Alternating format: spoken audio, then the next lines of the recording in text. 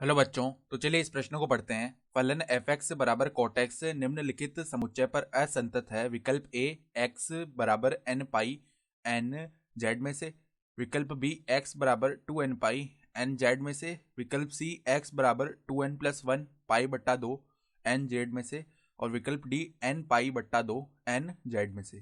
तो यहाँ पर देखो, हमें वो समुच्चय बताना है जिस पर कोट एक्स जो है वो असंतत है। तो प्रश्न में आगे बढ़ने से पहले इस प्रश्न से संबंधित जो मुख्य उदाहरण है उसकी हम चर्चा कर लेते हैं। देखो, मुख्य उदाहरण, कोटेक्स का जो प्रांत होता है वो क्या होता है। देखो, कोटेक्स का प्रांत कोटेक्स का प्रांत होता है एक्स। एक्स हम कहाँ से ले सकते हैं।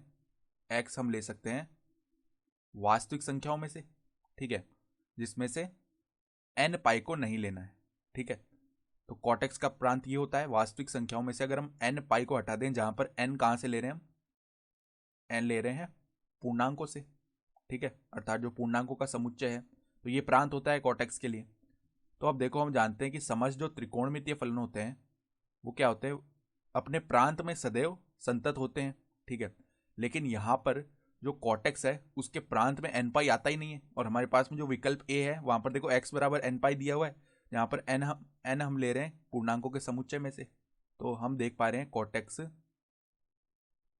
कोटेक्स एक्स बराबर एन पाई, जहां पर एन हम लेंगे पूर्णांकों के समुच्चय में से। ठीक है, पर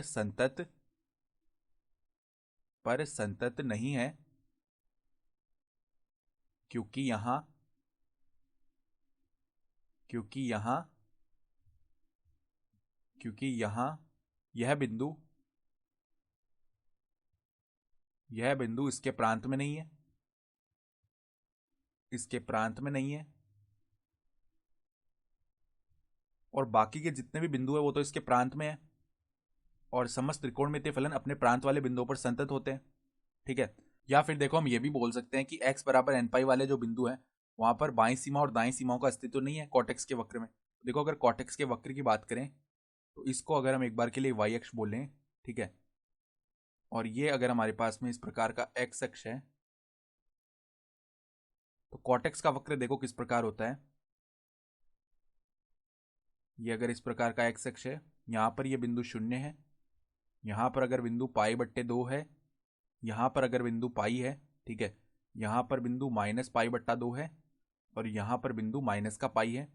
तो कोटेक्स का वक्र इस प्रकार आता है।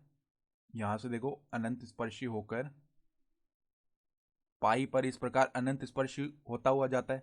ठीक है, इस प्रकार, और इस तरफ बनाए तो देखो यहाँ पर ये जो माइनस पाई वाली रेखा है, इससे यहाँ पर इस प्रकार अनंत स्पर्शी होता हुआ बनेगा।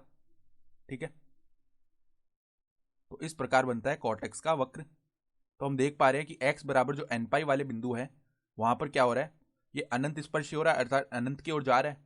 तो हम क्या देख सकते हैं कि x बराबर एन पाई वाले बिंदुओं पर ये असंतत हो गया। तो हमारे पास में जो विकल्प है वो ए विकल्प सही हो जाएगा। तो आशा करता हूं कि आपको ये प्रश्न समझ में आया होगा। धन्यवाद।